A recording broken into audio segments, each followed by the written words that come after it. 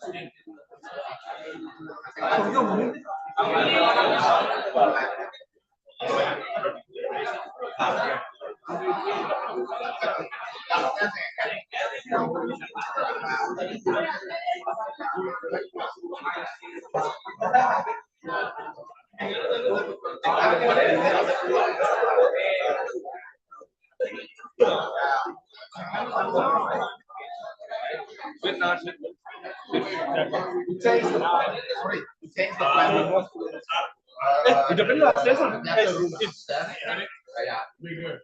we'll go live.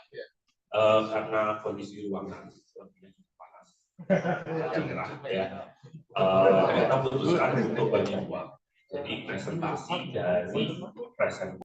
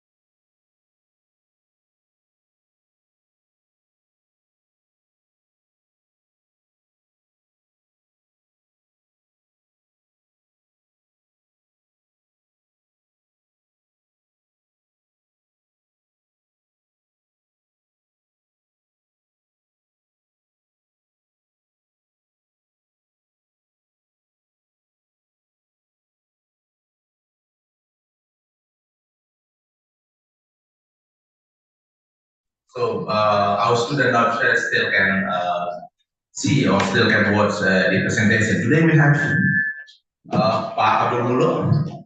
He is our long collaborator from Abdul Rahman in Malaysia. We have student exchange with his institution. We have collaborative research with him, and he will do a presentation. And then we have Matthew Mars from Rotterdam, in Rotterdam 1 year, so I know the city.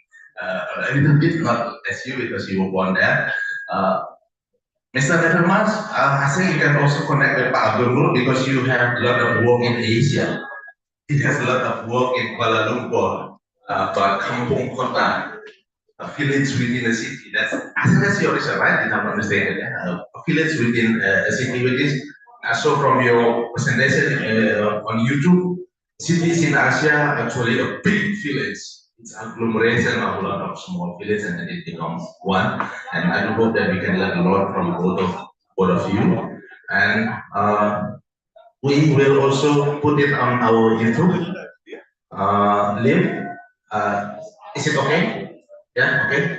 I will go link it on YouTube because we have students downstairs. And where is the speaker? We have Kali. We have my long brother from Hawaii. Long time no see. Finally, we can meet again. Pak Haidai. We had some project with him. We sketched a lot of things with him. We sketched a lot of about taksu. What is taksu? What is everything? He learns. I think he knows more Bali than me because he learns from some of our priests, from our local priests, from high priests in Bali, and I think he knows more of Bali than what I do because I learned to Rotterdam. He comes from Hawaii to Bali and learn about that. So that's the funny things about learning. Okay, without further ado, Pak Abdul Muluk, you may start your presentation. Thank you, Pak. Okay, thank you, Pak Mande. Selamat pagi, good morning. Good morning, everyone. Okay, before I start the presentation, I think a little bit of introduction because not all of you have listened to my lecture before. So I came to Warmadewa since 2016, I think. Almost every year we bring our students here for a visit whenever we come to Bali. And UTA, as you know, University Tunku Abdul Rahman, we run a 3 trimester a year, meaning that we have January semester, June or June semester, and October semester. So we have 3 semesters, 3 intake a year. Total in our department, basically about 350 students total, and 6 studio, 9 semesters. Okay, my name is Abdul Muluk. I joined the university as a retirement plan because I was from the industry. My last position is the GM of a construction company, and at that time my position is no longer doing design. So my passion is still design, but more on managing the workers, especially foreign workers. You have to go meeting with the human resource minister and all that. So I feel that no more, and I'm not getting younger. So I decided to join the university in Tunku Abdul Rahman because there was an opening at that time. So it just happened like that in 2004. Okay, so it did a bit of like adjustment because academic work a little bit different from the practice outside. Okay, so I have to like slow down, becoming more student friendly because before this, when you are dealing with contractor on the side, with other consultants, you need to take a different approach as compared to students. And initially, they say that I am very fierce. It's not the way I talk. It's just that when you deal with people, you need to be firm sometimes, especially when it is involve construction and safety issues. Anyway, coming here, And when you are into academic, one thing that we learned that we need to do research. So I came here actually for my research on sustainable campus and Universitas Warmadewa, because you have two new buildings, right? One is the kindergarten and the other one is the new wings, which is going to be completed in February. So I took the chance to take my case study for sustainable campus design. And last week we had a workshop, bamboo workshop at Tanjung Hill Resort. And it happens that Paraka bring 7 of students from Wamadewa. So that is when initially I planned to fly to Bali together with Paraka, but because clash is some other matters, so I fly on Sunday. Paraka came back on Saturday. So yesterday Paraka took me to Ibuku. We had some meeting, another planned collaboration with them also, sending maybe our students to do internship in Ibuku, and also WNA, Committee Nugroho. Universitas Warmadewa, Utah has been using bamboo as our sort of like material of choice in our campus. We actually allocate a huge part of our campus as a bamboo sanctuary in Tampa. That is our main campus. Even though our architecture department is located in Kuala Lumpur, the city campus. So that is why since 2018 we are building this bamboo sanctuary. That is also the reason of our frequent trip to Bali. Besides having exchange program with Warmadewa. Okay, next slide. The topic that was given to me, sustainable living, is a very huge, general topic. General. So when Ibu Ratih mentioned that I have to give a talk on sustainable living, I two students, because my understanding initially it was like Studio 6, right? Two students, Studio 6. So I'm currently teaching Design Studio 6 as my studio.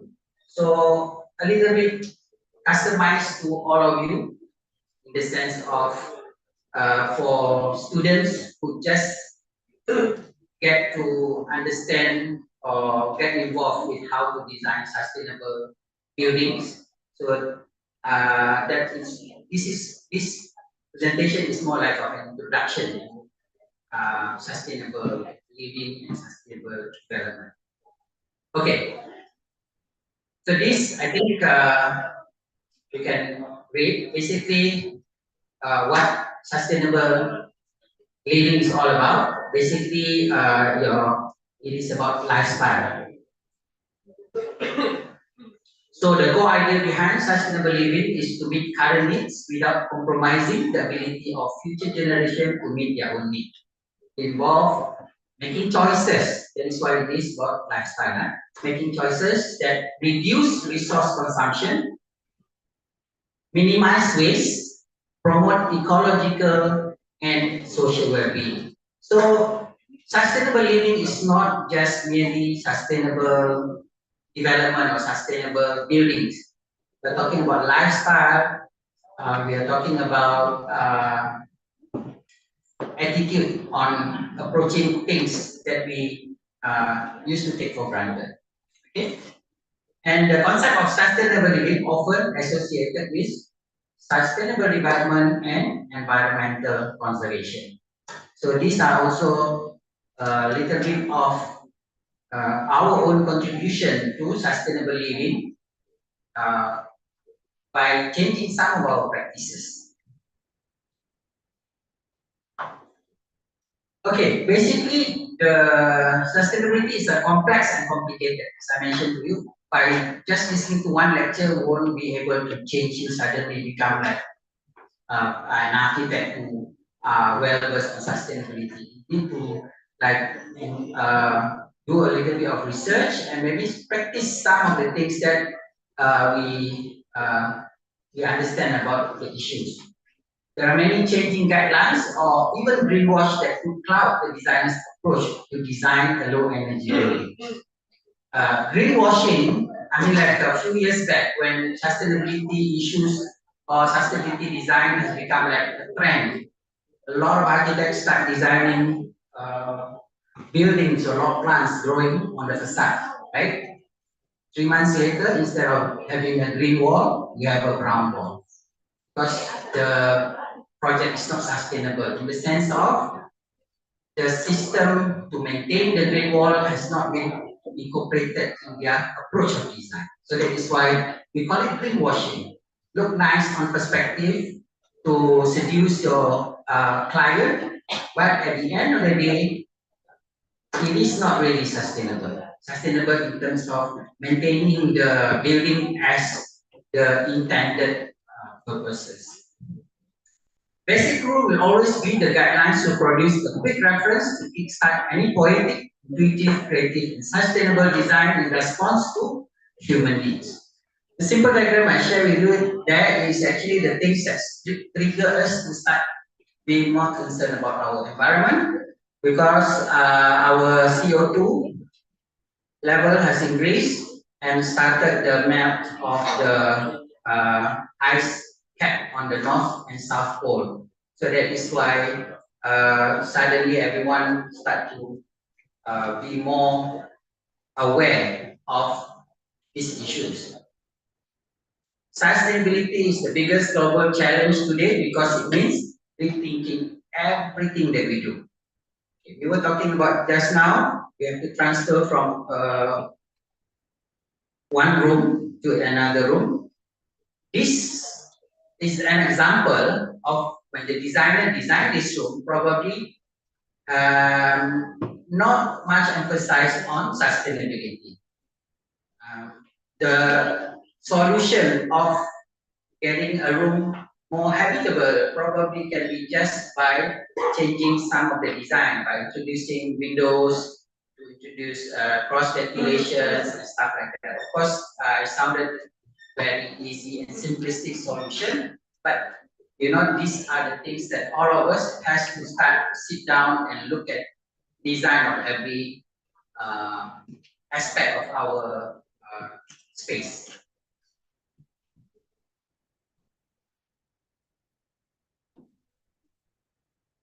Okay, these are all definitions of sustainable development. As I mentioned just now I'm in an academic line, so every definition needs to be referred to previous journals or previous book about sustainability concept.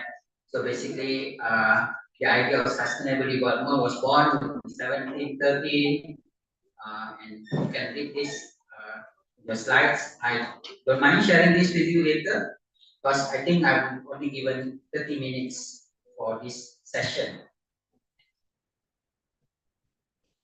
Okay, the term sustainable development was popularized by this Brundtland report, officially known as the report of the World Commission on Environment and Development, and the other books as well.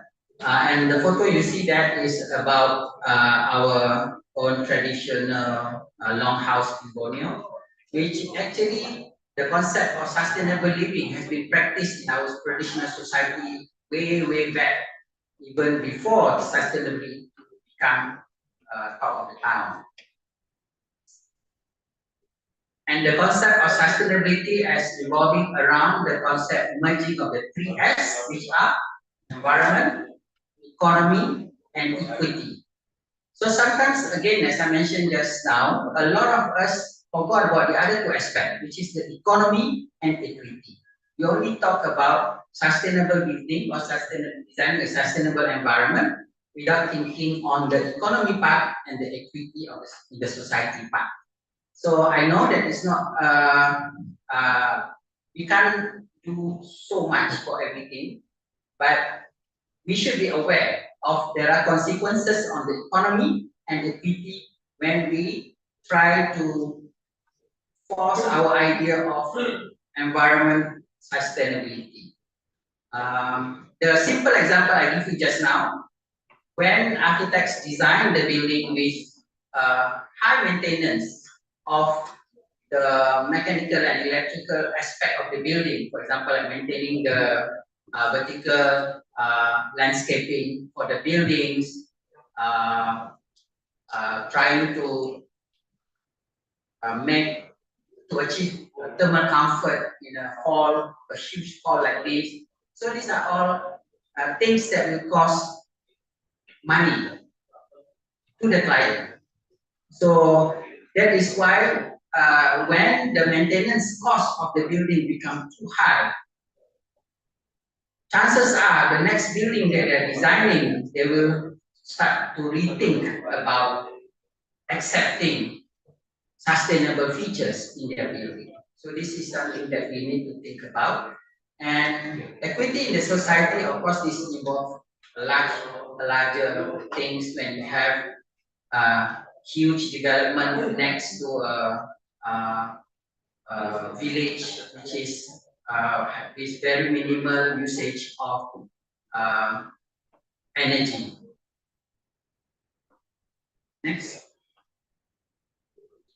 Okay, these are the three pillars of sustainability: environmental sustainability, economic sustainability, social sustainability. So architects usually we are responsible directly to our to change our practices to achieve the environmental sustainability, in the sense that when we design our building, we need to think about the energy use, the carbon footprint, the daily sustainability. And as you know, nowadays, no longer like those days when we built building to last thousands of years. Even in Kuala Lumpur, the city, mostly the clients are looking at their building to last for just about 50 years, because after that it's going to be replaced with a different building. So environmental sustainability, ecological integrity is maintained. All of us environmental systems are kept in balance, while natural resources within them are consumed by humans at a rate where they are able to replenish themselves. So this is one of the reasons why we choose bamboo, because to us, bamboo not only sustainable, it are able to be replenished very fast. Fortunately, like the Malaysian government has decided to adopt bamboo as our third commodity after the palm oil and rubber trees to replace timber, because we want to preserve whatever that is left of our forest. And we also have, even though we are planting a new tree to grow in our secondary forest, it takes long time to reach maturity where we can extract the timber. Minimum 15 to 20 years before the tree are good enough to use for building construction. However, bamboo, it is much faster. From 3 to 5 years, we can already use bamboo as building materials. Of course, it's still a long way to go, because we need a lot of people to be convinced about the durability, about the aesthetics of using bamboo for their building. Okay, we are not talking too much about economic sustainability, but I already mentioned to you just now, as a designer, we need to be aware also. Sometimes students like to come up with fantastic design without even thinking about the cost consequences and the sustainability, in the sense of, in the long run, whether that building can be sustained or not. Okay, and social sustainability, as I mentioned just now, human rights and basic necessities are attainable by all people who have access to enough resources in order to keep their families and communities healthy and secure. As I mentioned, like this is also Bali is a good place for you to observe this contrast between one development to the other development. One development that consumes like a lot of energy, next to a very simple development which uses very little energy. So I hope My lecture today will trigger you to be more sensitive when you go out and start looking at things around you. Okay, the building that I shared here is the Jean Nouveau design, which is completed in 2016, if I'm not mistaken. Currently, it doesn't look that large. Yeah, but certain facade is still green. The problem with this building, because part of it is a residential building, meaning that it is the unit inside the tower is owned by individuals. Not everybody share the same vision as the architect that wanted their house or their unit to be wrapped by green things like that. It is much easier if like you have a one client which has a vision of having something like this, then it is will be much easier. It is an interesting case study because I think my joint research with Parta has looked at this building on the biophilic design approach, which we are going to present next year in UIA conference in KL. Next. Okay, a little bit about sustainability goal. The overall goal of sustainable development is the long-term stability of the economy and environment. This is only achievable through the integration and acknowledgement of economic, environmental, and social concerns throughout the decision-making process. So, what that statement tells us? Education. We need to educate not only students like you, but the decision makers that decide on policies, how to implement sustainable development and try to achieve the goals. Sustainability is a paradigm for thinking about the future in the environmental, societal, and economic consideration are balanced in pursuit of an improved quality of life. This is an example of a factory in Johor. So you see the building actually doesn't look like a factory. It was completed, I think, 7 or 8 years ago. But students like it, and we can see a lot of students start doing this kind of things. People can walk from the ground all the way up to the roof and enjoying the green. But I'm yet to revisit this building, whether the green is still green or it's already turned brown. Because usually a lot of roof garden like this in Malaysia, because our weather is so hot, nobody is actually enjoying their green in the afternoon like this, outside of the building. So, and then when the place become neglected, the client decided to do away with it. Even worse, change the grass to plastic grass. So you can see a lot of this happening in Kuala Lumpur, where even the vertical landscaping for hotels and offices in Kuala Lumpur, instead of using natural plants, they change it into plastic because of maintenance. Okay, a little bit about sustainability and sustainable development. I don't want to go too much on this one. Okay, next.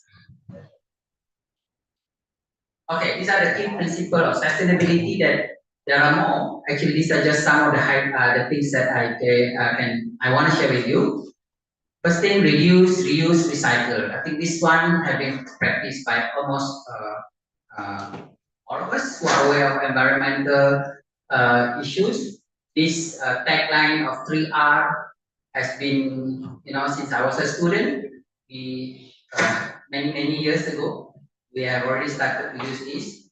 However, as you can see, it is still not being embraced by the society. You can see a lot of wastages, including wastages in building design. There are some part of the building is put up for the sake of design, instead of really thinking about functionality and the importance of reducing the certain material when we design our building. Energy efficiency. This also relate directly to the environment, but there's a lot of arguments on this energy efficiency thing, especially when it comes to electric changing from fossil fuel to electricity. As we know that yes, most of the electric come from renewable energy, like dam, using water to produce electricity. But in Malaysia, for example, 60% of our electricity is still using coal plant, which we imported from Indonesia. So, and it will take a long time for us to convert our coal electricity plant to a more clean energy. So we are still a long way to go. So that is why you can see that we are not really pushing much on, for example, from conventional vehicle to EV. Because even if you use electric vehicle, our electricity is not that clean. Coming from coal, which is not a renewable. The next option is gas, because we have a lot of gas. So natural gas, yeah, I'm slowly converting the coal to natural gas. But again, natural gas also is not renewable. So, okay, this is, like I said, still need a lot of research on how to make energy efficiency really efficient. Okay, water conservation. Yeah, I understand that Bali has not experienced rain for quite some time now. In Malaysia now, rain every day.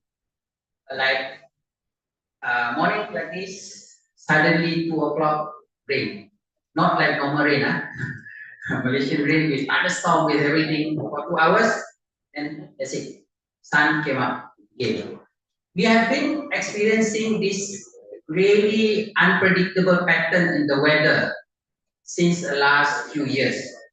Otherwise, usually we can actually predict, okay, this is a rainy season, in all up until January, and then January we will have a dry season. Not anymore.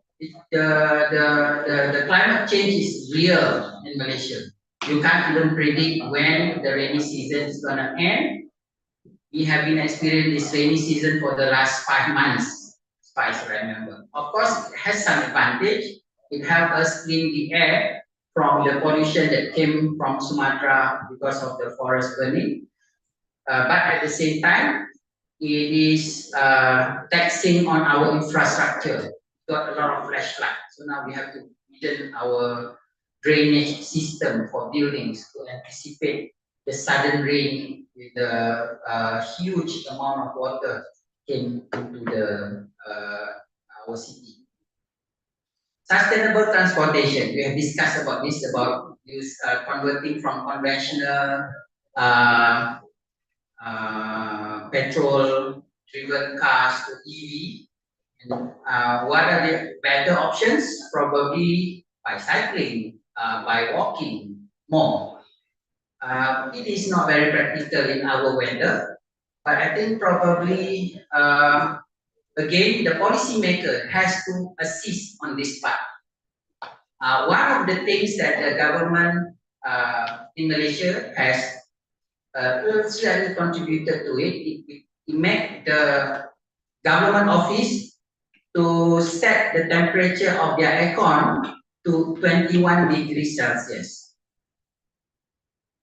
Before this, it was 16 degrees. If you go to all our public transportation or offices, you have to wear jacket because it's so cold.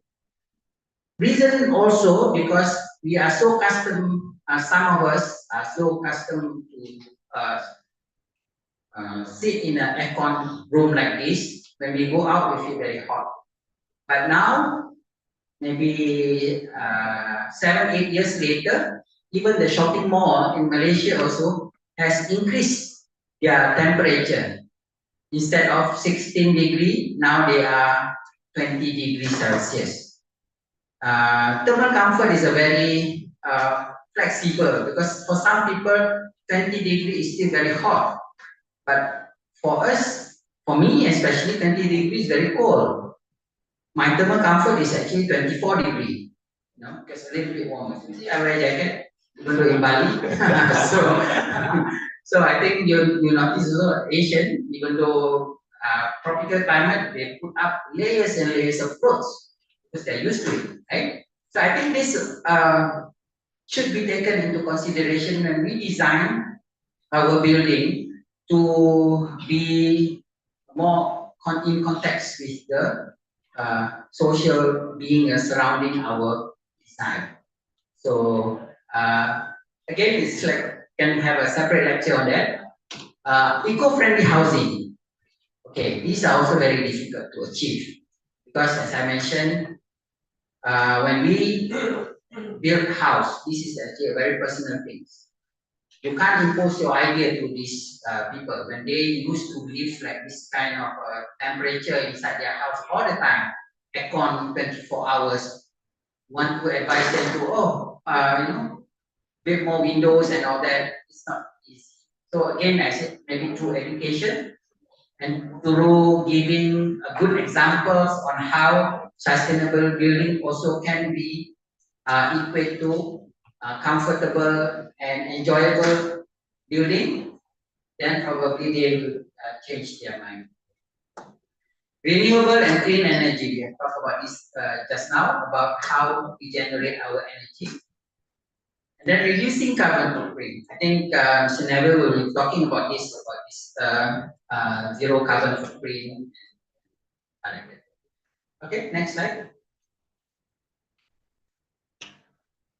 Environmental sustainability, social equity, economic viability, behavioral change, technological innovation, cultural and societal, policy and governance. These are some of the discussions on the sustainable issues.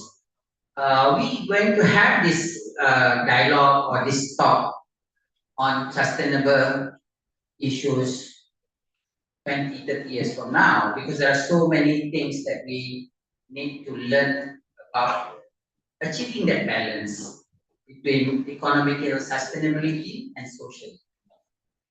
Next. Okay, we look at these sustainable development goals. For our studio in Utah, the students are introduced to SDG, UN SDG in the Studio 5. So all proposal must include one of these goals. Make cities and human settlement inclusive, safe, resilient, and sustainable. The keywords there is resilience and sustainable. Ensure sustainable consumption and production patterns. This if the project is related to some like factories or some cultural center or a community center, we have to incorporate this. Take urgent action to combat climate change and its impact. Conserve and sustainably use the ocean, seas, and marine resources for sustainable development. This one, in case the project is selected by the seaside, for example, like our last Studio 5, where 10 of Universitas Warmadewa come and join our studio. So we choose Lumut, a town 2.5 hours from Kuala Lumpur by the sea, next to the Navy port. So they have to look at this conserve and sustainable use of the ocean, seas, and the marine resources. Because part of the industry there also is related to seafood. Sea and also like product from the sea. Protect, restore, and promote sustainable use of terrestrial ecosystem, sustainability manage forests, combat desertification, and halt and reverse land degradation and halt biodiversity loss. So this, if for example, for our Studio 5, we had a ranger station project, so they have to look at this, how to protect, restore, and promote sustainable. One of the issues here, because our habitat has started to encroach the natural habitat of the animal.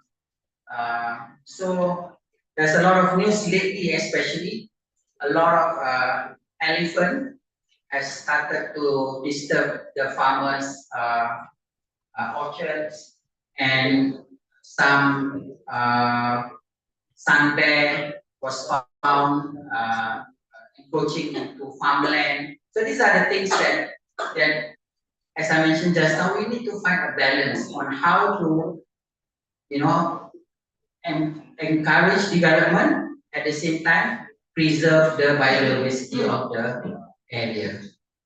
So these are the 5 goals that usually we are looking at our level in the university.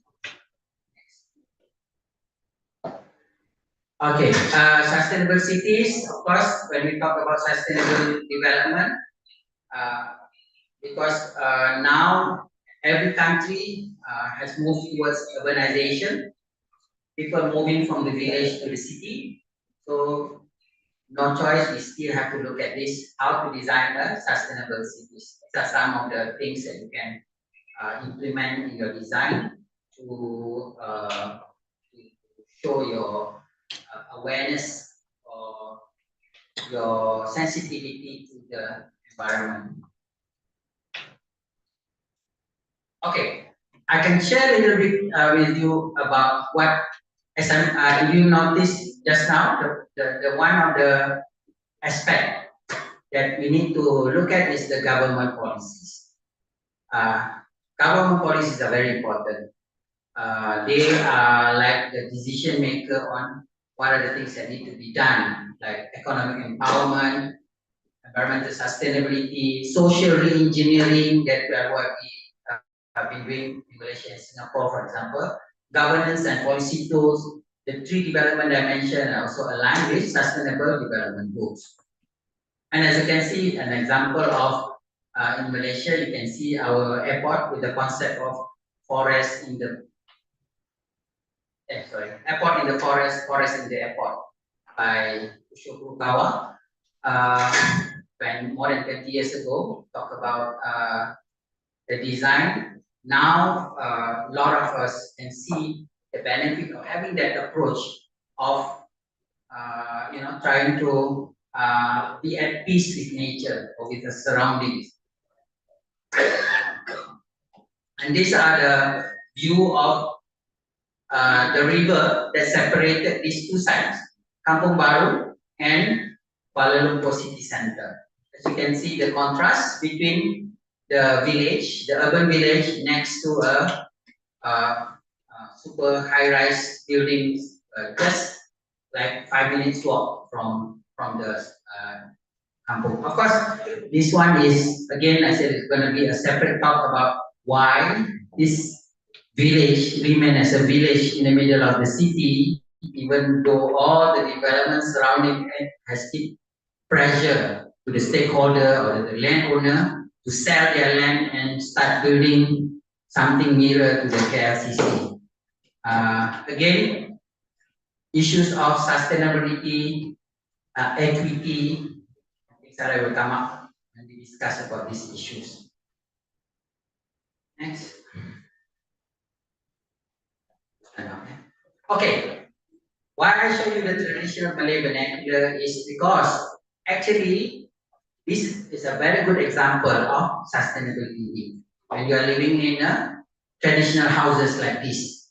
So as you can see, this building has taken hundreds of years to develop into its current form, elevated from the earth to encourage natural ventilation, using of timber, using of clay, all very sustainable things.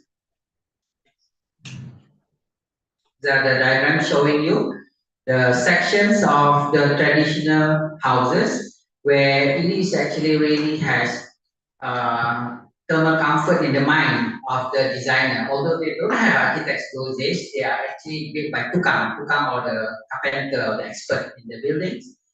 In terms of the dimension, in terms of the roof is used as a ventilated roof space to help to reduce to cool the house, things like that. And if you got a chance, I think I'm sure there are a lot of traditional houses here in Bali as well. But because of the change in the surrounding, maybe it hasn't actually performed as it should be. Like this one, if you go just about 30 minutes drive outside of Kuala Lumpur, you can find some of these traditional, beautiful traditional houses where when you enter it, you can actually feel the temperature went down 3 or 4 degrees because of the design and the material they use for the buildings. Next. And also sustainability, social sustainability you're talking about, because Asian, we have big families. For example, like I have 7 brothers and sisters. My parents has 10 brothers and sisters. I have my grandfather have 3 wives, all total of like maybe and then my mother also have 10 siblings. So I have so many cousins, so many nephews. And that is the reason why the Malay traditional house is designed like in a modular form. So you can always extend the size of the house to accommodate the new family member that came to your family. So that is what this diagram is showing. Started with one unit, rumah ibu, then you have the serambi gantung, selang and dapur. Dapur is the kitchen. And then you have the lepau, anjung, and for some of these you can almost see that something similar that you have in Bali, where you have the 4 balai around the courtyard area. But in Malay traditional house, they don't use a courtyard system except for some of the traditional houses in Malacca. They extend it towards the back of the house. Next. And then also this is a comparison between the traditional kampung houses and our conventional terrace houses currently. Why this makes sense to actually follow the arrangement of the houses in the traditional village rather than in our current modern houses. So next. This is another example where they even use the ventilation above the window with decorative carvings, wood carvings that give some meanings to the house. So the house is not only just practical, but also have a very meaningful to the owner of the house. And this is not only in Peninsular Malaysia, it is also happened in Borneo, in the Sabah and Sarawak, which is part of Malaysia, in their long houses where community living and also using sustainable material and the things around you that give the economic viability to the people who live in these houses. Okay, this is the future. We have new administrative capital in Malaysia, where the administrative buildings have been moved to a new city called Putrajaya. So this is basically a dream for architects, where they are given a piece of green field to design. So if you want to see the work of Malaysian architect, you go here. You see everybody want to try to be different from their neighbors. So they have a lot of and everybody say that, oh, my building is sustainable. But maybe we can start doing a post completion analysis whether their buildings are truly sustainable, especially when you have a high rise like this surrounded by lakes. And this mosque is 70% using steel, which Malaysia do not have. We imported most of our steel from China. Thanks. But for the sake of achieving this, you see that arch on top of that building, you wonder what is actually the function of the arch, right? Just because this is belongs to the Islamic complex. So they want to get that form and also the shading devices using patterns from the Islamic art. So again, like I said, I'm not so much against this, but we need to really think about when we do design, whether it is necessary or not.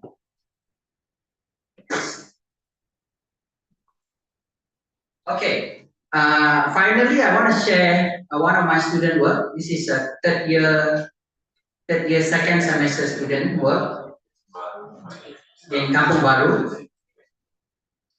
This is in 2021 when we asked when the student has to present online. So we record the project.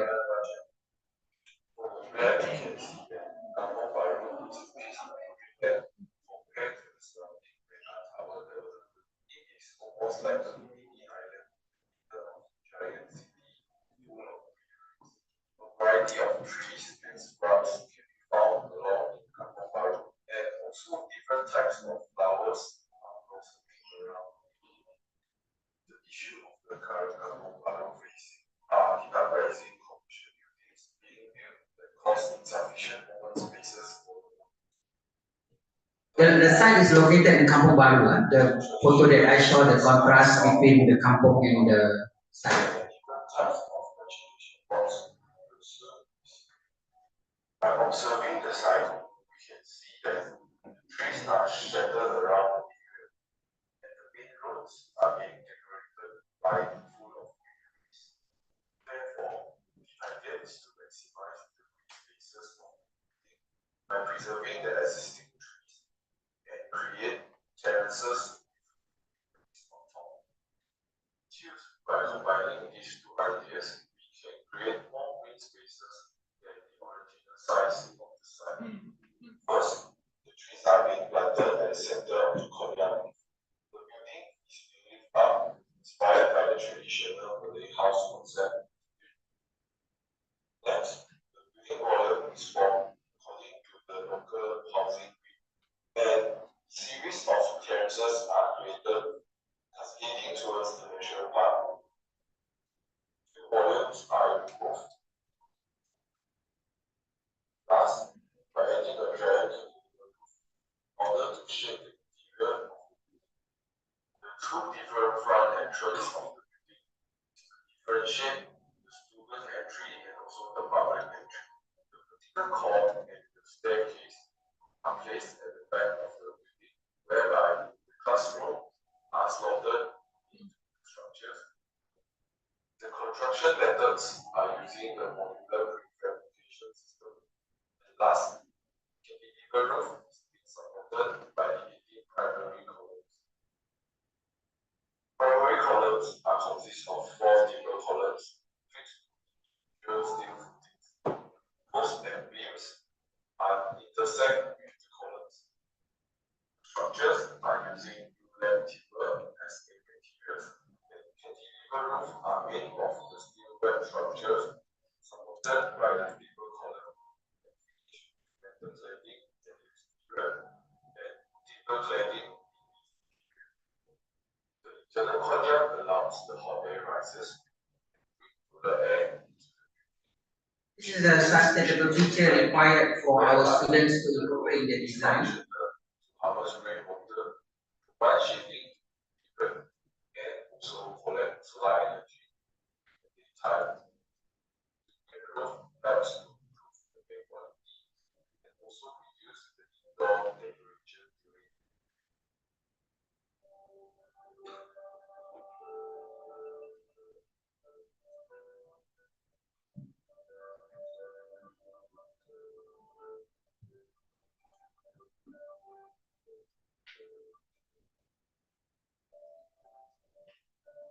In 2021, a lot of our youth lost their job because of the pandemic. So they introduced the retraining college to retrain the people who live around this area on new skills, so they can sustain their life using the training that they got from this college.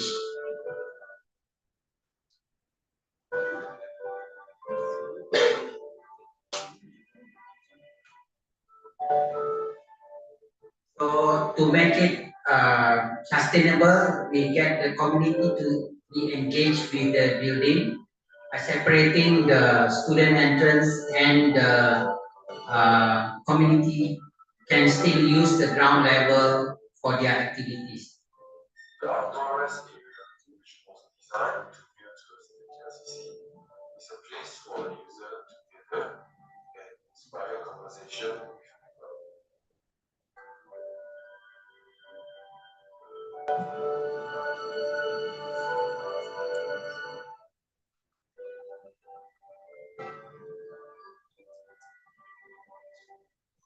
The food street is a place to facilitate the local food vendors and the culinary students whereby they can sell and promote their food.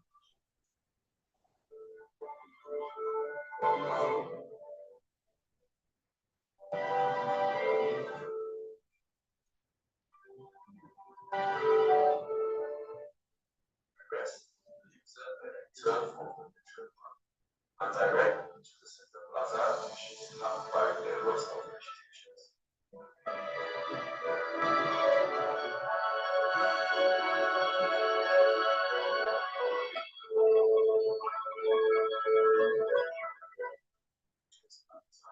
Provide the maximum amenities to fill the current needs, for example, greenhouse and computer activities. So I think before I end my talk, of course, as a lecturer, you give me 2 hours so I can still keep talking. So, but we wanted to hear from these other speakers, right? And I want to take this opportunity to encourage, because now we have an active ongoing exchange program with Warmadewa. So last semester, Warmadewa sent 10 of their students to do internship to do exchange with our university. Now we are talking about maybe expanding the program to include our January trimester and July trimester for you to send your students during this period.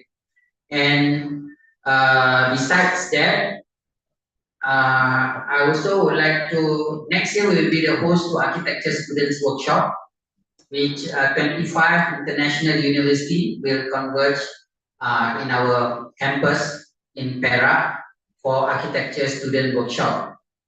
Definitely we will invite Universitas Warmadewa, and usually it will take about 1 year for you to prepare for this event because it's a huge event. Yeah? So that is also why I think after this I'm going to sit down with Pak Manggit to talk about how to get at least 25 students from Warmadewa to participate in this event. It's already the 35th year that Malaysia PAM, or the Malaysian Institute of Architects, organized this event for university students to converge and have their networking, exchanging of ideas in our campus. So we anticipate around 700 students total, mostly from the local university. We have about 20 local universities offering architecture program in Malaysia, and 5 will be invited from our MOU partners, including from Indonesia, from Philippines, from Taiwan, China, and also Vietnam. I think with that, again, I would like to thank Warmadewa for inviting me to give a talk on sustainability. Yes, I was hoping that, I thought that this is like me talking to the studio, in a studio environment, not like a, like a big talk like this. Anyway, I am very open to any queries from you guys, anything related to architecture education, because I'm also in the institute as education committee. So anyone who wanted to continue their S2 and S3 in our university, you're welcome. And we are trying to initiate a lot of joint research with Warmadewa. starting with sustainability issues, biophilic, the one that I do with Pak Atta, and also maybe with Pak Mangde later the sustainable campus. Because this campus is your design, right? Okay, later I will question you all the sustainability issues that you have incorporated, because very rare chance of we getting to design the place we're gonna work, right? so I'm gonna have a lot of questions today about the building, and I hope you will take me to visit your new completed kindergarten with a bit of a bamboo structure on top. So that will be very interesting to look at. Thank you very much, everyone. Oh yeah, any question? In my university, usually when it's a question and answer session, nobody asks question. So, until Pak Adriata actually give one question, one prize. Then only they. Ada you raise your hand. You know I always have a question. Just a question. I mean, in your sustainability living discussion, you talk about social equity, behavior change, and cultural and societal dynamic, which is half of it. But then when you go over to sustainable development goal, none of the societal was discussed. And in my experience, because I've been doing sustainability and agenda for over 20 years, human transformation is the real problem. What we build and what we create, it's all on YouTube. You know, how's Malaysia approaching the human transformation dynamics in architecture? Because that's your field. Okay, through education. That's why we have a lot of this event organized. And usually the hands-on experience will leave the knowledge far better than theory classes like this. So I cannot talk about other universities, but what we do is actually having a lot of these hands-on kind of experience with the student, because we believe they are going to be the future policymaker when it comes to implementing sustainable development. In Malaysia, it's like half-half. It's like the government is like not half serious about really, they have it for the sake of having it. For example, they have all this policy for the plan, 12 nation plan and all that, but contradictory. Something like I said, they want to push on sustainability, but yet our energy is still generated 60% by coal plants, which can easily be decided, you know, to change that maybe 10 years ago when we have a chance. So these are the things that, and maybe there are some other underlying factors. Maybe there are also some economic factors. My understanding is because we, at that time, during Pak Habibie was the president of Indonesia, that we have a like agreement that we're gonna import coal from Indonesia to sort of like assist in the economic front as well. So there's, you know, it's not like just a single thing. Oh, you change this, tomorrow you can do it. You have a lot of like things underlying it. But like I said, what we can do in our university, what we do now, like I said, we are promoting bamboo, using of bamboo material. In 2018, when the Forest Research Institute of Malaysia decided or identified bamboo as our third economic generators, so we have the industry now is actually quite good at the level of producing sustainable product, like, you know, chopstick or this thing, lemang and all those small things. Not yet on construction. Biochar, or there's a big industry converting bamboo into clothes like this. Biochar is like something to do with extracting carbon dioxide from the atmosphere, drop it in the bamboo, and use it to filter water and stuff like that. And I'm not the best person to talk about this because as I mentioned just now, I am from the industry. I am the contractor last time. Only for the last 6, 7 years, I started to join the university and looking at the research part of it, which I'm quite interested to pursue. But I try to do my part, and it is not just by theory, but also by implementing it in day-to-day things that we do with our students. A lot of our workshop now, our temporary structure and all that, we start to question the students about the sustainability of their design. So I don't know whether that's answer your questions. Any other questions? That's what highlight work on, human transformation, right? That's what you are interested in.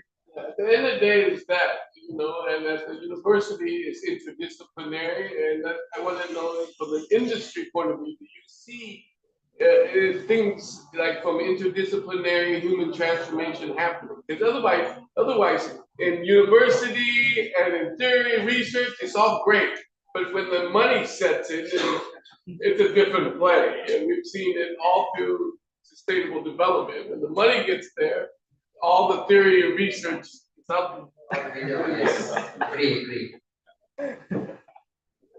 So that's what we were hoping. I know that not all of you will become architects in the future. Some of you will become developers. Some of you will become a rich man wanted to develop a new resort in Bali. So you should start talking. When the problem is like the one who are interested in sustainable, they don't have money. The one who have money, not interested in sustainable. So that is our issue now. We are trying to push building using sustainable material, and they still want Roman column in front of their building. So that these are the dilemma of an architect. Yes, I'm for. Yes. Yeah, I have a question that is a little bit conceptual, maybe. We know that most governments around the world lead liberal economies where the biggest goal is economical growth. So GDP marks how successful a country is. Also, we know that GDP growth equals non-sustainable. So the more you grow, the more you destroy the environment and the planet. So from your perspective, how can we sit down or what can we change? How can we change? I don't know, that's where the question is a little bit conceptual. The goal that economic growth might not be the answer. At the end of the day, if you need to make profit, then yes, you will have to not be sustainable. End of the day, That is why I use a lot of balance in my presentation. We need to find that balance where we, as an architect, we definitely have to promote development, because if no development, we have no job. So there is, but we want to make sure that the development also is sustainable. And I don't agree 100% with your statement that development equal degradations of the environment.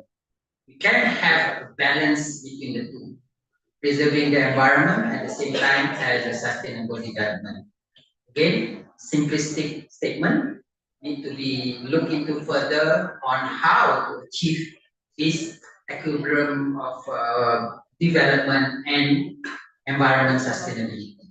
So there is a lot of research to have been done about this, but again, some of it remain as a research, just as an academic exercise, maybe, But we were hoping that big players like the developer will start to realize their social responsibility to start to adopt sustainability, because when we're talking about sustainable development, we're not talking about tomorrow or the day after. We're talking about a long-term goal of a nation, even way after 2030. So that is why I think that we should start at the education level where we need to educate the students not only architecture fields but in other fields as well on importance to have this goal of achieving sustainability in the development.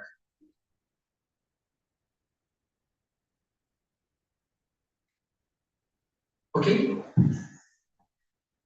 Okay. Okay. I think your presentation will link with Neville Mars' presentation. We'll talk also about quite similar issues of sustainability and about development, especially group of ASEAN cities.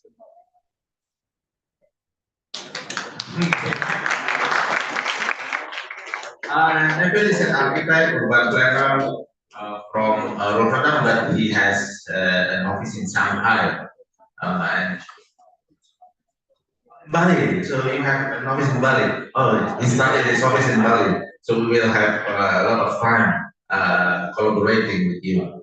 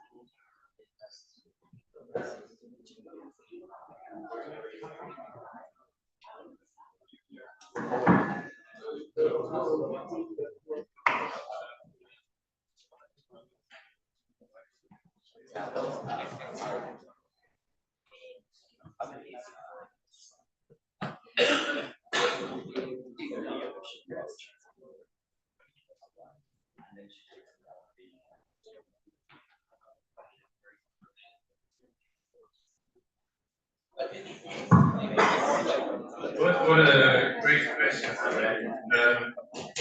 I personally believe that is really where the rubber hits the road.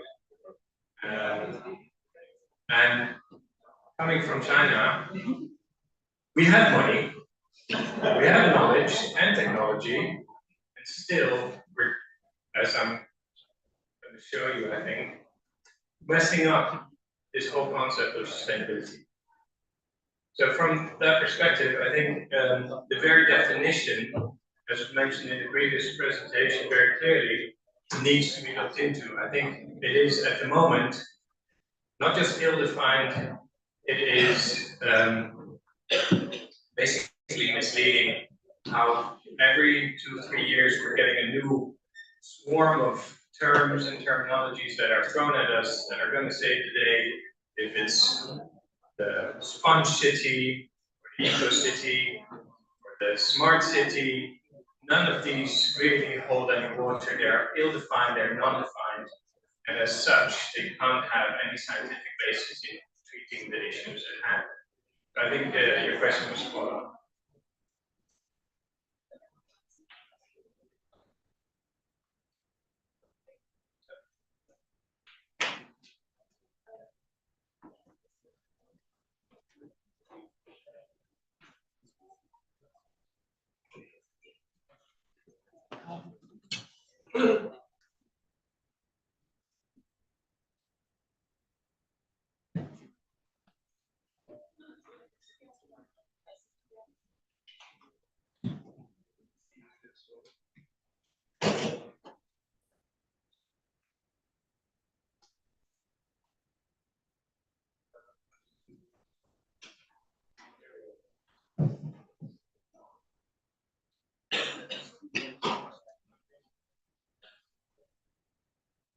All right. I'm going to talk quite fast. We've lost a fair amount of time with technical issues.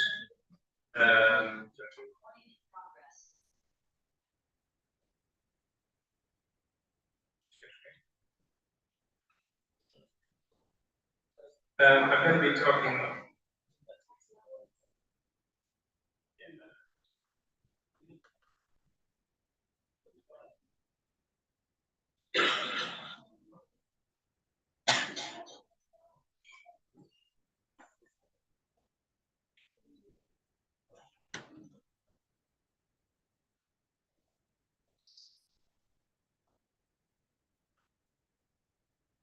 There we go.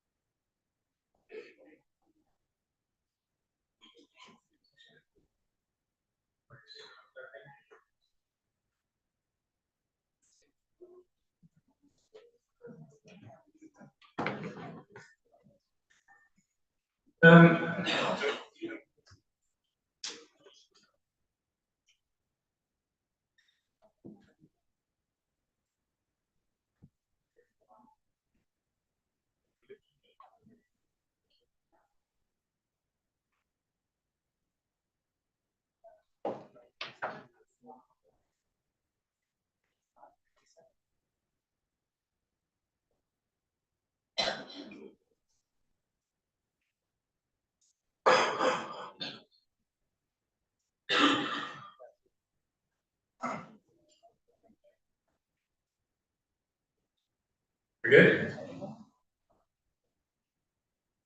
So yeah, because of time pressure, we're going to do this at a Chinese speed, guys, and it will be rather abstract at times. Don't worry about that.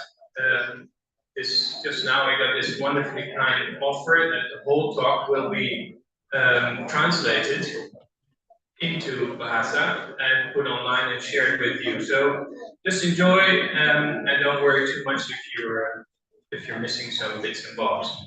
So my company, indeed, here now with the studio in Bali, was in many ways a very traditional architecture studio.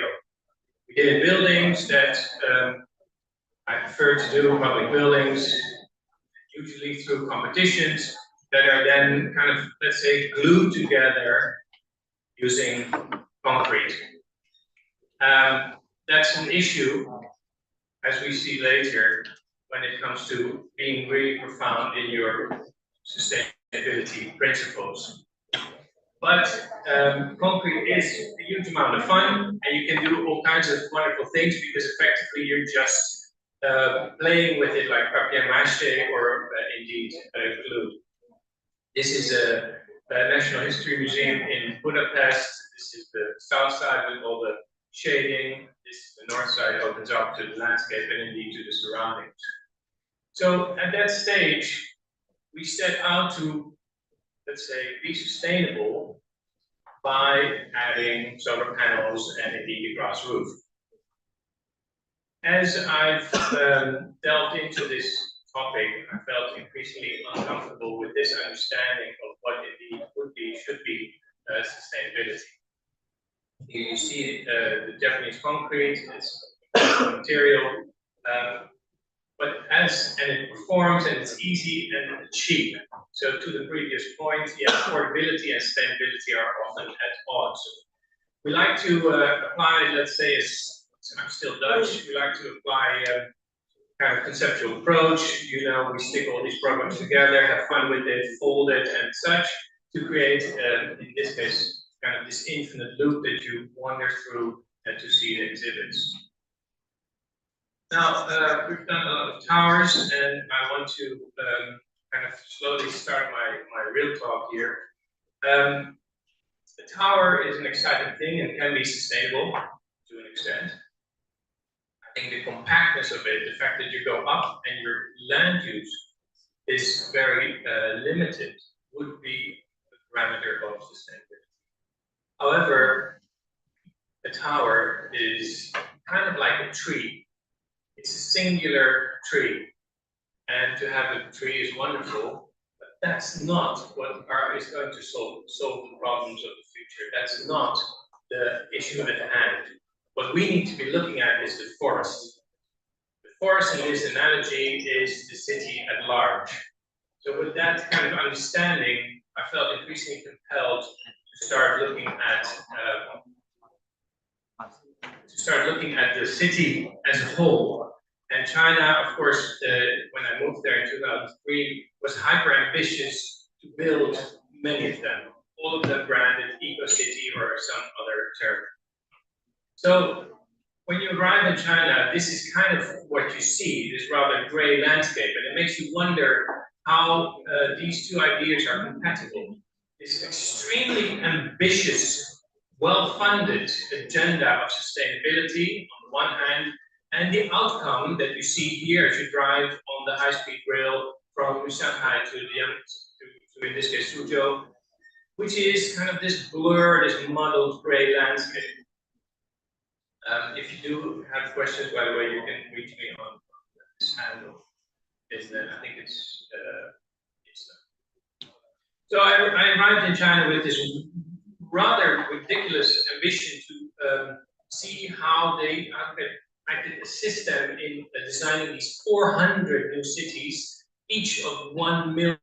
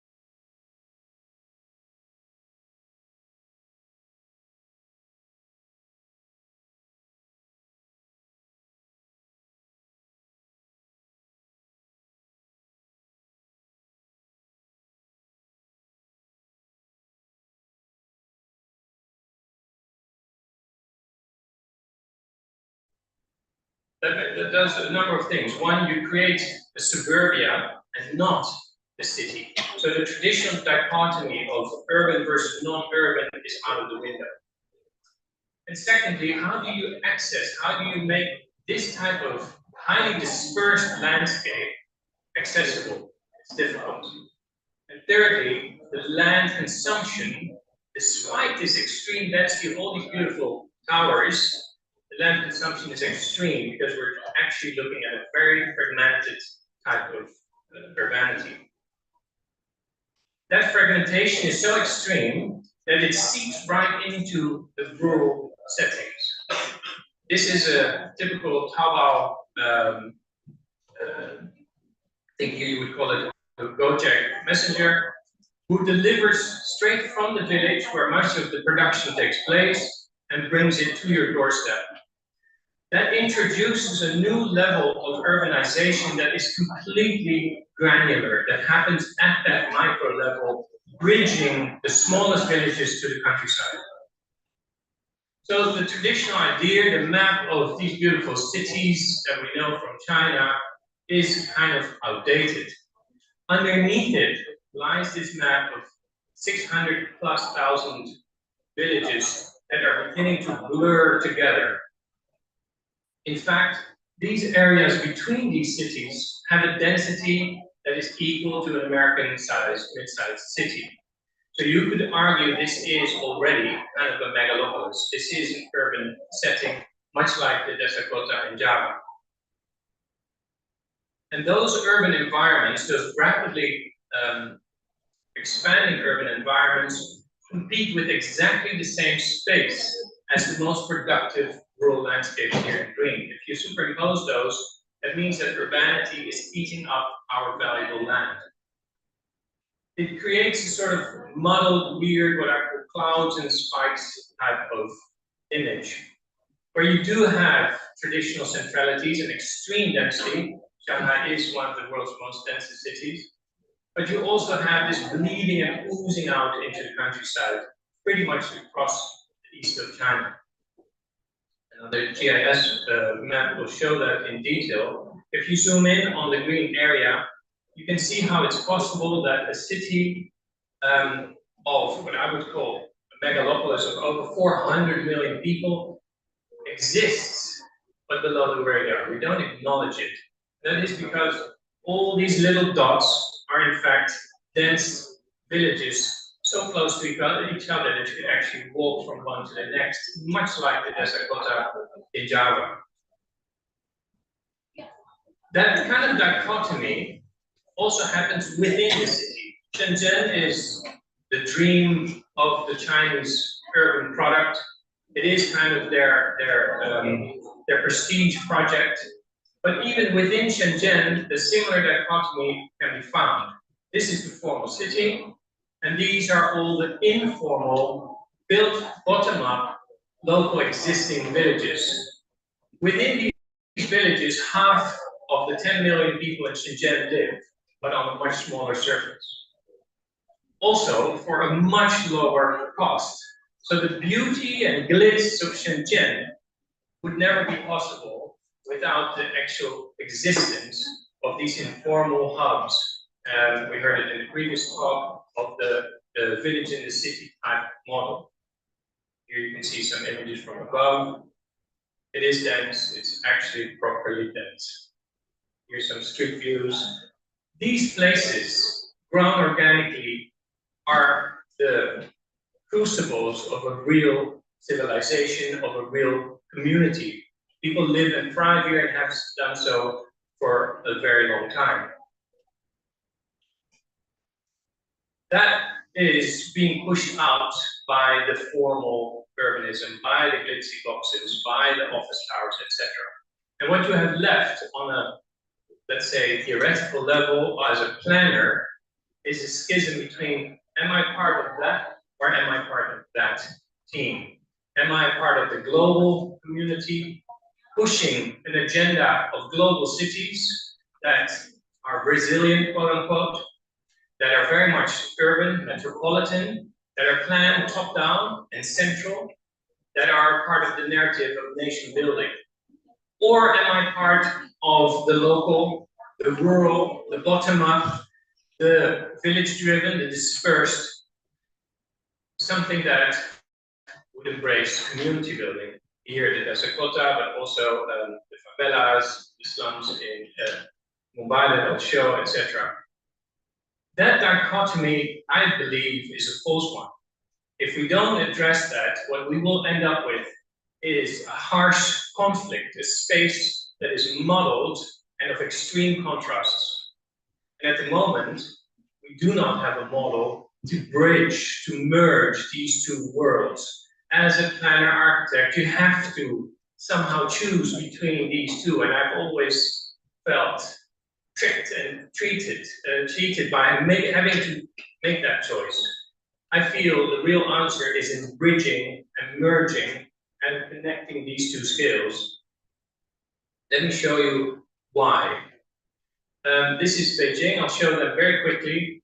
Purple is 2000, yellow is 2010, and then green is 2020. So you see this kind of chronology of sprawl. Beijing, Shanghai, or Yangtze River Delta, Guangzhou, Tianjin, very big city as well, Shenzhen, Chongqing, officially a city of 32 million, Wuhan, famous for the coronavirus. Those cities are being planned with that outdated dichotomy in mind, where this idea that we can still outrun this oozing of the city by planting satellite cities, by planting new towns far away from the center, as is now the global model, let's be honest. In reality, the closest thing to the oozing city that you could achieve is some sort of, let's say, augmented reality of a compact core. That, I know, is very difficult to swallow for many of you, even many of my colleague professionals in the field, not just in Asia, but around the world. In my opinion, the city as such has to avoid these type of satellite and new town models. This is an example of Beijing and Tianjin, where many of the eco-satellites and eco-new towns were planned. Almost none of them were successful. Why are they not successful? Because they very much resemble the kind of concept cities from, this one is actually from Holland, but this Renaissance model of a vestige. They do one thing and do that really well, defend against the enemy in this case. But they're utterly inflexible. So building 100 of them, which China wants to do, which India wants to do, and to a lesser extent Indonesia wants to do, building 100 of them defies this idea that the city is this organic entity. It will push, I won't go into details, but it will push land consumption, it will push sprawl, it will push exclusivity and division. They are, at the end of the day, inflexible, and most importantly, context averse. They are lampooned on the map without an inkling of knowing what's there locally, not knowing the biological environment, not knowing the cultural environment, where these things land. And yet, this is, again, the global model. I will show you very briefly that that has been the case, even though we don't always acknowledge it. In China, we've been duplicating cities, the split city across the track or a river, starting from scratch, abrogating whatever was there before. Or the expansion model, sounds fancy, right? Little hubs just in the suburbs. No, it's just scattered growth. Or renewal, where you're culling the old city, in this case Beijing, with giant highways replacing the old intricate fabric that was there.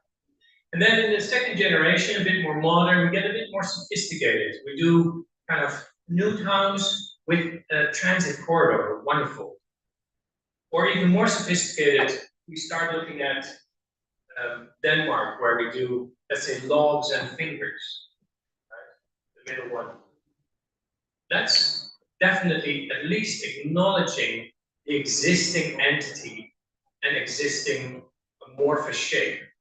But in my simple definition, the only way forward is densification and renewal, and that's it.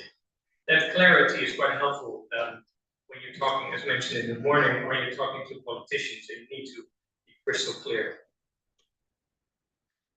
Let me fast forward a little bit. If you don't do that, this is my favorite city in the world, Beijing.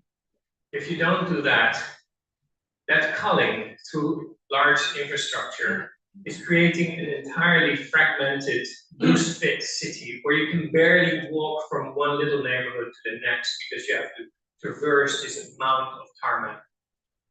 In red, by the way, is Hubong, the forbidden city. And those tarmac systems, those highways, in themselves are now taking over the countryside. This is a traditional, this is the Randstad, happens to be Holland, but this is a traditional system that I truly believe in. Fine-grained roads in the old city, and then bundled corridors of highways connecting these centers. What is happening in reality is a very coarse network of roads in the center, and then an even coarser network of highways, 8-lane highways in China, basically projected on the map indiscriminately. That means that space is inflating, space is being stretched, it's becoming coarse, and it's becoming simple. Here you see it in real time. This is in Ordos, where these 8-lane highways are projected on the map, and indeed the preamble of what is to come, these new towers. But it is in the middle of nowhere, it's in Ordos in the desert. So this system is kind of a colonization tool that can be replicated anywhere, including in Indonesia. And I want to be very wary of this model, and we should be wary if that's knocking at our doors. Because you could argue, when it's filled in, it will look like this. Well, that's not too bad. Nice and compact, right? No, the key concern here is not the density, it's not the compactness. It's the fact that it's monofunctional, that you wouldn't be able to buy a bread or get a nasi goreng within walking distance. That is the main concern of this model. So the traditional underlayer, those big roads, are now the basis of new urbanism. The smart cities are founded on extremely outdated principles of big highways and coarse grids. The new tech is effectively the new face on old urbanism. By this time, I hope you kind of agree that things are looking bleak, but the city is strong, and the city kind of does what it wants. Allow me to share with you two beautiful cities, Chongqing on the left and Chengdu on the right. Sorry, Chongqing on the bottom right, and Chengdu on the left here. Each slide, I'll go very quickly, is 1 year of urban growth. There we go. This is 1989 to 2008. Hopefully, you agree with me that that reveals an innate organic force that is driving this growth, despite the fact that every single square meter in this landscape is planned, rubber stamp, okay, verified, probably went through some computer model to simulate that it's indeed sustainable. I would call that MUD, or market-driven unintentional development. The idea that it is official, it is planned, it's paid for, and developers are in cahoots to make it as best as they can, and yet the city wins and the planners lose. Why is that possible? Because we're actually micro-planning these large compounds, which then, when you zoom out on the map, kind of create macro-organic patterns. So urbanism of urgency denies and defies the innate intelligence of the city itself. It defies its compactness, and it defies this evolutionary nature that we must hold so dear. I put it earlier in a stupid way, cities are smart and planners are not. I call for a new type of discipline, a discipline that looks inward, a discipline that is focused on densification and renewal that allows evolution to happen naturally. That means, in short, no new cities. Let's defy the new city. The premise of flash urbanization wasn't just flawed in China, but now it will be the doomsday scenario in the rest of the world, and especially in Southeast Asia. So what should we do? I believe we have plenty of opportunities in these suburban pockets of these vast metropolises to densify. The pink area is where we can still build a lot. And there's a lot of these pink areas across the world and certainly across Asia. If you see here, Asia is the global urban hub with 4 billion people just in this little bubble. And if you see the satellite image, all those black areas are effectively large, interconnected urban swamps. Within that kind of modeled environment, the new town is toothless. The 100-mile-long linear city, the line, and many other billionaires have similar ideas, are absolutely meaningless within the environment of modeled, evolving, oozing landscape. Also, my Dutch colleague engineers created this one, Garuda for Jakarta, utterly out of place, culturally, but also technically, because water is coming from all sides, inundation from the bottom, it simply wouldn't work. Of course, China is doing the biggest new town because why not? Xiong'an, it has the lovely self-driving robots that bring you a drink when you arrive at their sort of exhibition hall. Also projected within this type of landscape, completely oblivion to what is happening around that singular moment of urbanity they want to create. That's a very important problem. If you look at this map, I hope you can all distinguish what you're looking at. That in the middle is the chicken, that's China. But on the left there, you can see India and the beginning Thailand, Indonesia, Southeast Asia. This is a GIS map of the surface water of this area of Asia. As you can see, all these streams are integrally connected.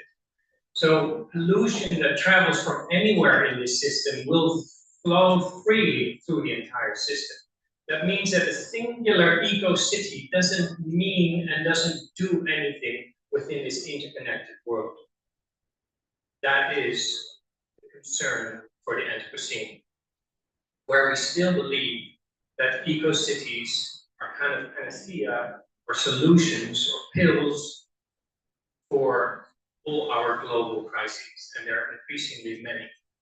The reason why we still believe in the eco-city is this type of diagram I stole from one lecture or symposium, whatnot.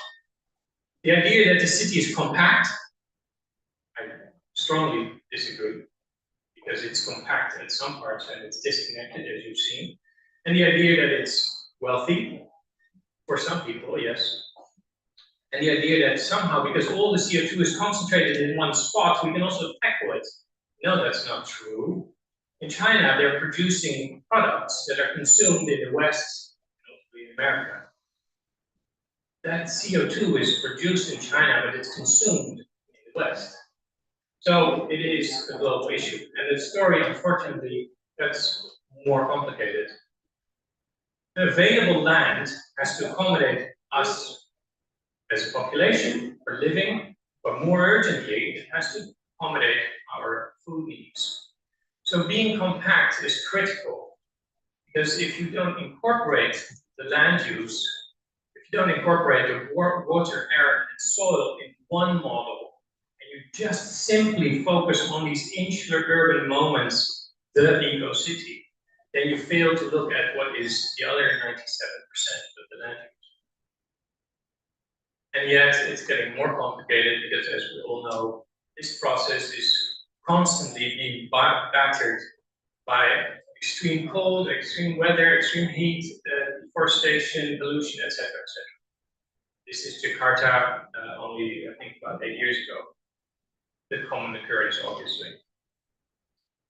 Within that setting, I hope you agree with me that these types of, in this case, McKinsey and GI models that aim for resilience in a fully holistic manner are out of place in a complex reality. Simply put, resilient for whom? If I project this model on Jakarta, who are the benefactors? Who is winning and who is losing? Certainly the local communities that are affected most by that flood are not the ones benefiting from MGI's beautiful holistic model. So, as mentioned earlier, there's a ton of these words that are floating around in China. It's a cycle of 5 years, but I feel every year there's new words: smart, sustainable, diverse. It's all ill-defined, non-defined. They're getting a little bit better: regenerative, restorative, resilient, circular. My own 1 kilometer zero.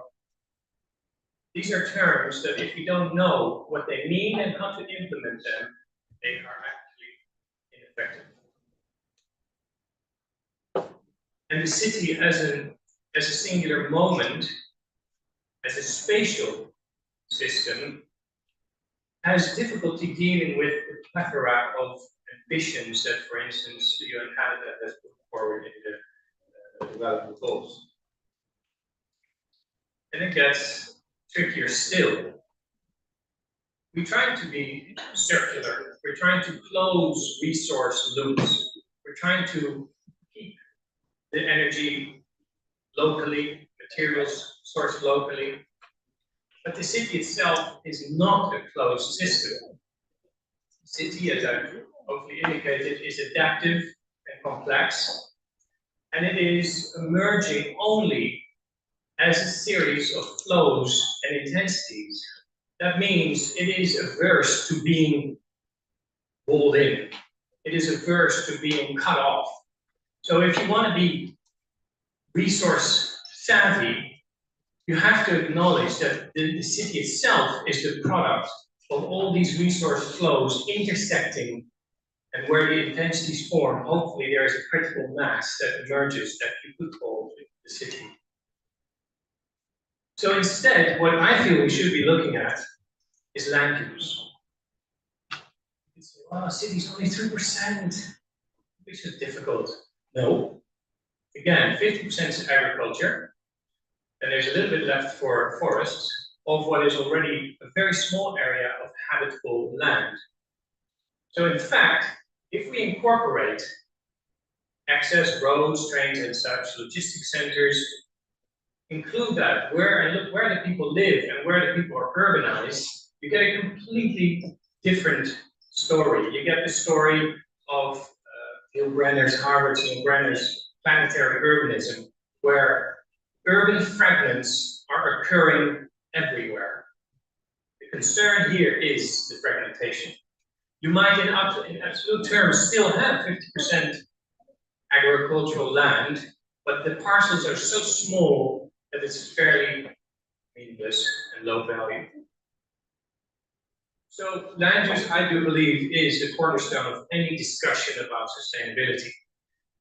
This is my own little chart, what I think is sustainability, not important now. Let's only focus on that central one, land use. Then we can become more effective also in how we think and talk about it. If it is about space, then it's about being compact. If it is about infrastructure, then it's about being connected, measured in time. How fast do you get anywhere? Compact and connected are the few buzzwords that I still truly believe in. In reality, as a planner, all we can do is connect. Connect people, connect systems, and connect spaces. For the careful listener, that means that with these oozing cities, you are, with every act of planning, contributing to that oozing, to that sprawl formation. And I feel that we should try and avoid that.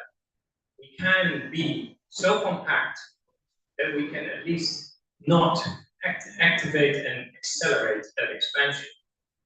Here comes a number of my solutions, and sorry for the long wait. Now some sexy pictures.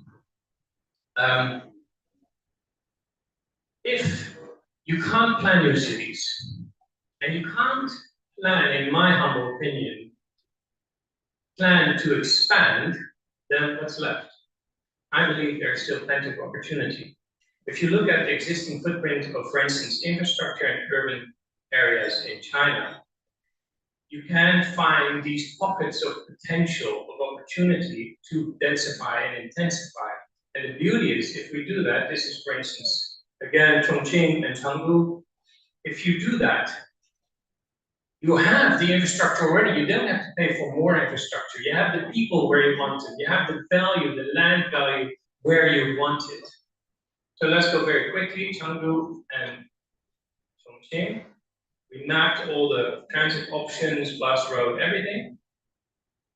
And then we did the same for all the cities in China. And you get this kind of envelope, a series of connected bubbles where you can reach each by 1 hour or within 1 hour. Those bubbles would allow you to intensify and add new urban space without having to expand, without having to build new infrastructure. And the beauty is, within these bubbles, we already have nearly 500 hubs, bigger and smaller moments of urbanity. Here you can see how that works for energy, for instance. All the consumption is happening there, in the large agglomerations, but all the potential for renewable energy is happening elsewhere, in the desert, in the north, in the west, and biomass in the east. That means that there is a disconnect from where the renewable energy is coming from, and this is identical in Indonesia, to where the consumption of energy really is in large numbers, especially in China, industrial scale consumption. But the beauty is, in China we have the high voltage network, so you could convert, in my case, I would like to convert all the coal fields here in black yellow. You could convert the coal fields, start collecting, harvesting wind, solar, and others, and bring that to the areas of consumption, the gray areas. So you have the ability to create what I would call a completely closed system in a network of open urban entities. It is ultimately a model of collaboration where the neighboring villages, the neighboring cities, the neighboring megalopolises are working together. That's the theory. Okay, now how to do it? We started very naive. Okay, we need to be dense. And when China says dense, I mean, we need dense, right? Let's build a tower that is as dense as humanly possible and see if it's still comfortable to live in. Mind you, this is not necessarily a utopian model. This could equally be a dystopian model, though the Chinese developer wouldn't see a difference. So we said, okay, we have middle class, lower class, and upper class types of apartments, all stacked together. We go up, and then we create this kind of city within the city. This one is in Beijing. You could absorb so much mass, so much density, that indeed even the megacity of Beijing would not have to scroll onwards. However, we quickly learned that density is not everything. Density in itself demands diversity, meaning you have to have diversity of program inserted in that density, otherwise you're just creating monoscroll. This is the deck. This is our project. The deck is basically a giant shopping plaza for different strata in society that sits under those towers. This was my old studio in Beijing, where we built this model. I wanted to be cynical, but make a very important point. Diversity, yes, and then connectivity. So we started 10 years later, we did a similar model for Pudong Airport. We were allowed to design and propose the city around Pudong. And we said, okay, there it is no longer about diversity, it is really about connectivity.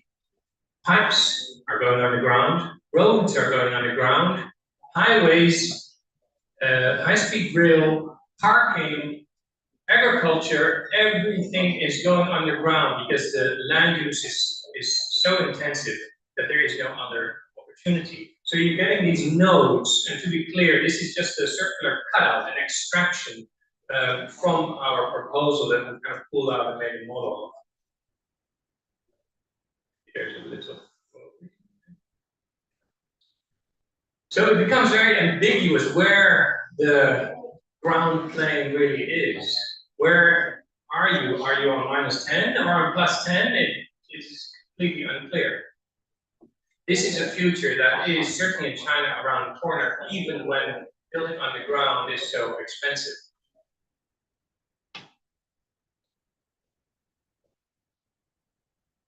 Building underground, we did for a very recent little project in Shanghai. Show you something real. You go through this tunnel, through an old parking lot under a skyscraper in the heart of Shanghai, to create this, what seems like a rather large gallery, but in reality it's a small tunnel that brings you into these bubbles that we've created with soft edges, so it feels like it's kind of the infinite space. You don't feel constrained by the fact that you're underground and by the fact that the walls are effectively coming at you. So building underground and stacking program is, I believe, one of the key solutions. Oh, that was a little more reading, not so important.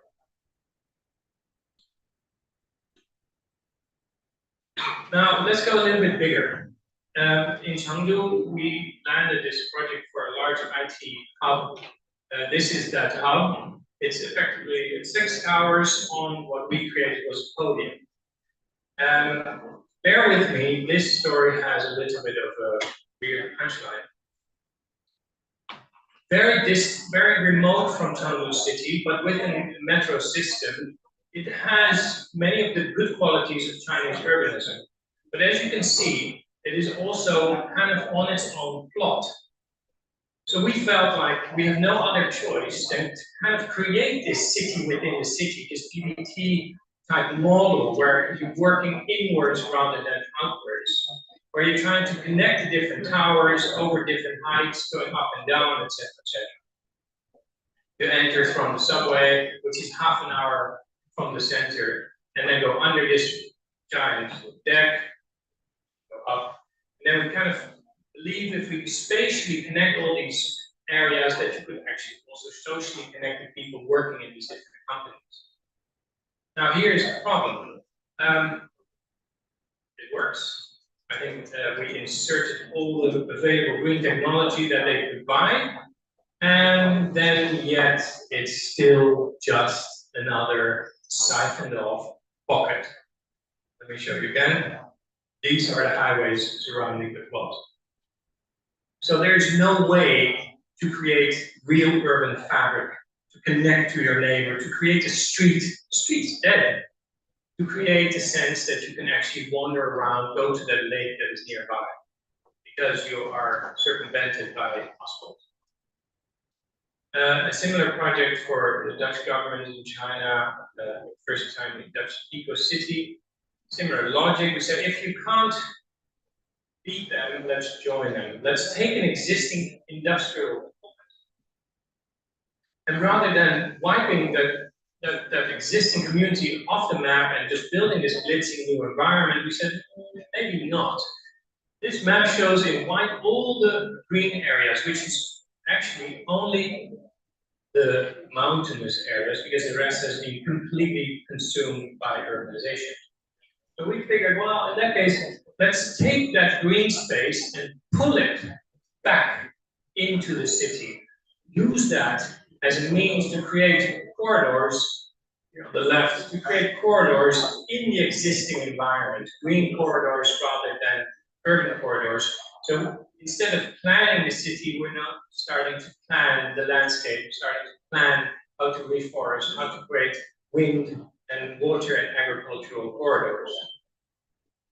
On a more dramatic scale, we did that in Dubai for the Guggenheim, who gave us basically carte blanche to come up with a solution for the entire city.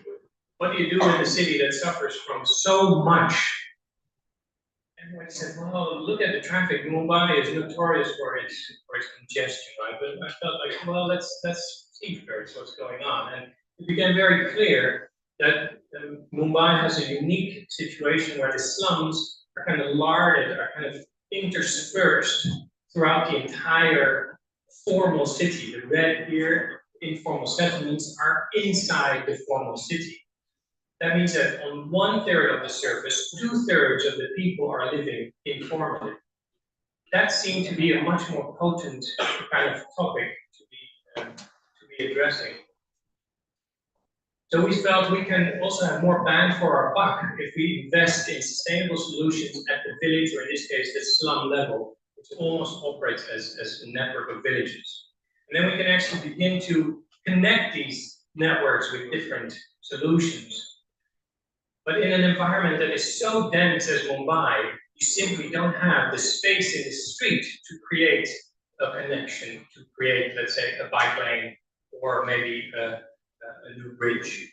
So we felt we need to kind of see what we can recycle and reuse in that landscape. We started mapping it very, very carefully in terms of density, and created this model that we showed to the Maharashtra government. And they thought, because their official slogan, believe it or not, was in 2012 still, let's be like Shanghai by 2020. And me coming from Shanghai, they thought, oh, this is the right guy for the job, right? And then we made this model showing in yellow the density of the slum areas, and very clearly, one, much denser even than a very dense formal city, and two, absolutely everywhere. You cannot produce a master plan for Mumbai and not deal with the slums, and yet they were completely ignoring it. The slums could be wiped off the map. So we showed that model. You can see from the guy who made it in Shanghai and then shipped it to Mumbai. We made that model and shipped it, and they were like, wow, yeah, skyscraper is wonderful. This is ticket, this is our future. And then we started to explain it, and it was translated from Chinese into English to Maharashtra, or to Hindi to Maharashtra. And by the time they understood it, they obviously literally backtracked, got back into their black limousines, and kind of left the BMW project and never to return again. And that's when the project became very interesting. That's when we felt, okay, that's not the right audience. That's simply not the audience that is ready for this type of solution. We need to have a community-based approach. So we started really gathering momentum and organizing events, doing all these micro interventions across the city, funded by the Guggenheim, to see what is most effective for local communities, how to get the biggest bang for your buck. Some are more kind of, let's say, adventurous, like this one, a new walkway system connecting the slums over the existing city. Obviously, this is a rendering, but the idea is very valid. Where you look at the densest areas, that's where you want your transportation to be. You want it to cut through the density so it reaches the most people. Then we became a little bit more pragmatic. Said, okay, let's use existing infrastructure. These are existing pipelines from colonial era. Let's have these tuk-tuks, not full tuk-tuks there, but okay, let's let them drive in between. Now it's off limits, but that would create an immediate bridge between two of the largest slums in the world. This one in pink, Dharavi, of well over 1 million people. You see the connection, which would connect it to other slums, suddenly opening up job opportunities, opening up social opportunities. So we created this kind of land bridge on top of these pipes that runs through this, until then, rather overlooked, beautiful mangrove forest. And we said, well, we could do that in a kind of temporary way, maybe using bamboo, lightweight and cheap materials that sit on top of these pipes, creating this boardwalk. It didn't become like that, but okay, it creates this boardwalk, or if you will, this kind of informal skyline. All the program that has no room in the slums can now find its way onto that boardwalk, including community cemeteries, etc., sports facilities. At the same time, we need to address the reality of the slum itself is unsafe, and you need to find a way to, for instance, have fire trucks enter that environment. So we did kind of a microsurgery and figured out the natural course that these trucks could follow. Then we introduced a whole range, I'm only showing one, but a whole range of small technologies to bring facilities in that dense environment. This is one for the parks. This is called the water bench. It's basically a rotor molded plastic bench. The bottom side is foundation, the top side is for sitting on in the park. And as it rains, through those little buttons at the top, it fills up and slowly fills in the rainy season, which is very, very short, only 3 months of intense rain and then complete dryness the rest of the year. So you could imagine that as these fill up, you suddenly have a long-term storage of water if you have enough of these water benches throughout your park that you can then use for irrigation and such. Here you see it installed where the bottom half is sunk and it becomes the foundation, right? Finally, I don't know if we still have time. It is exactly 12, but now we're talking about Indonesia. What do you reckon? 7 more minutes? Yeah? Really don't want to twist anybody's arm. If I say that. All right. Just to recap, China has a lot to offer, not just money and technology, also real solutions, but we have to be very wary that we take these solutions in our own context, that we kind of not copy-paste blindly, because then it will be worse than what it is in China. So we did this large regional planning strategy for basically Central Java, between Yogyakarta and Semarang. And it became clear that the same tendencies were happening of informal growth, informal industrialization, or what I call doorstep industrialization, and at the same time, this big top-down ambition of Vision 2045 that everybody honestly should know about. You missed that part, but we had a little introductory talk. Local students are not aware of the plans in place in Indonesia. That's a concern. That should hopefully paint the picture of, again, this mismatch between top-down plans and bottom-up organic growth. Now, I believe a similar solution of RGB, of nature and urban network solution is valid here as well. Our mission then became this idea of finding the middle ground, the meso level, where you can operate both with national government, in this case, Ministry of Infrastructure, and with local universities, local government, local villages even, and village leaders to really align these. And as was mentioned this morning, that worked really well. The talking part was exceptionally pleasant and productive.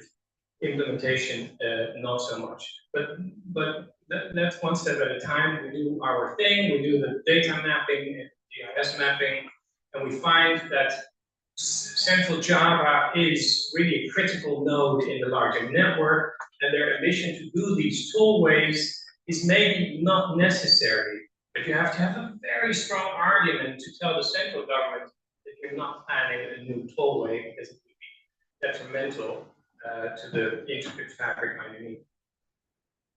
So we built this kind of rapport with them, and we started mapping. This is the density curve, and the bottom, of course, Yogyakarta, at the top, Semarang.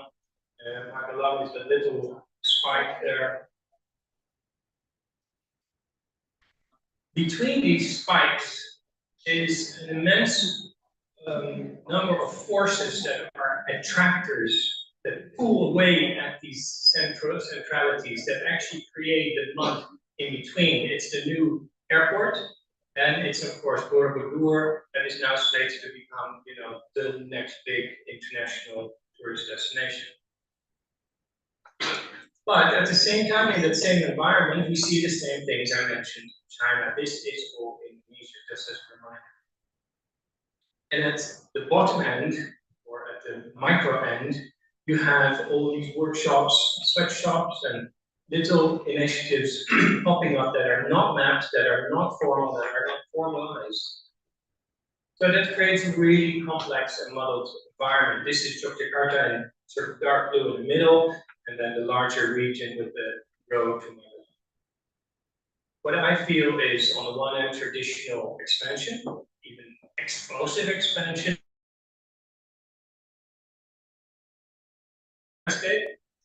but maybe surprisingly also kind of implosion of elements that are happening at the rural level. These little workshops, factories, initiatives, little tourist traps that happen without much reason, etc. So how do we make sense of that type of dynamic? Complex, admittedly, very complex dynamic. I believe we can think in a sort of dream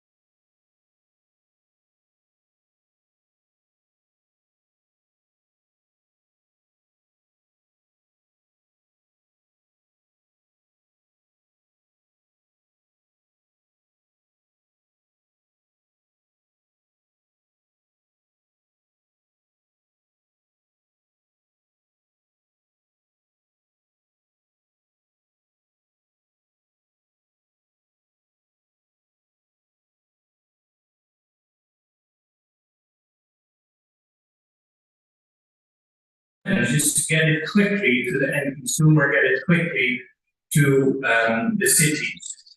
That means